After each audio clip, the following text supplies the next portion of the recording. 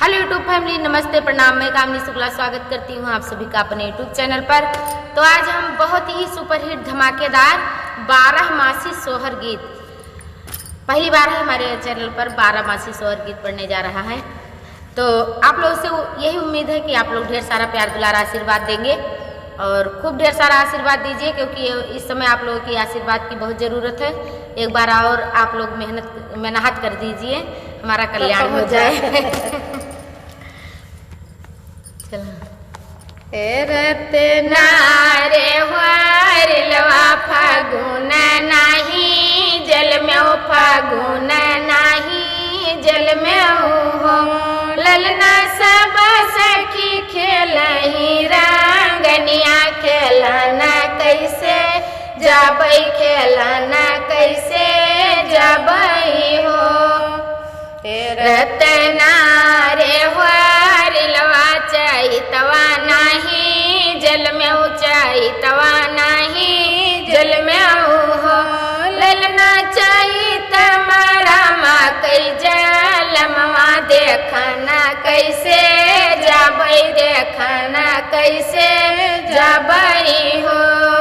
रतना रे वारिलवा बैसाख नाही, जल में ओ बैसाख नाही, जल में हो ललना घर घर मांगल होर, देखना कैसे जाबई, देखना कैसे जाबई हो।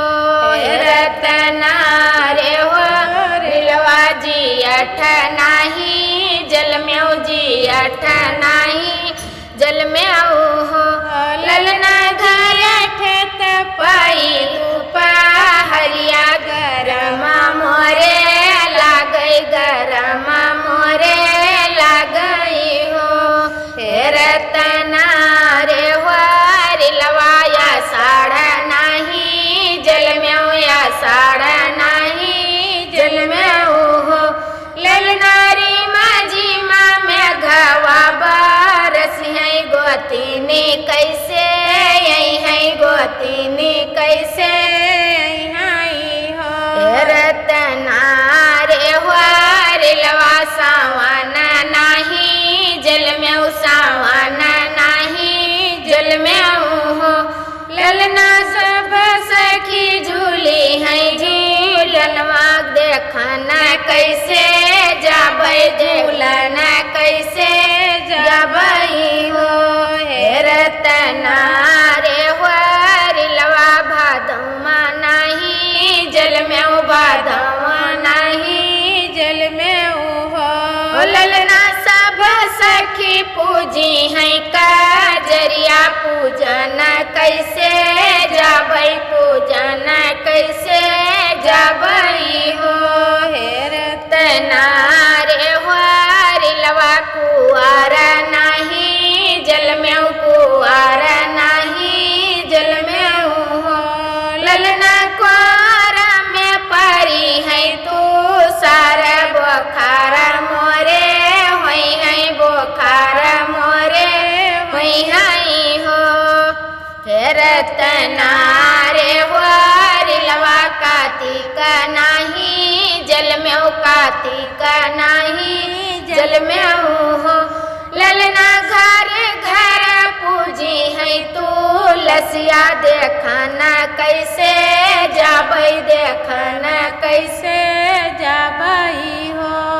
रतना रे वारिलवा गहना नाही, जल में गहना नाही, जल में हो ललना सब सखी जाई है गावनवा, देखना कैसे जाबई, देखना कैसे जाबई हो।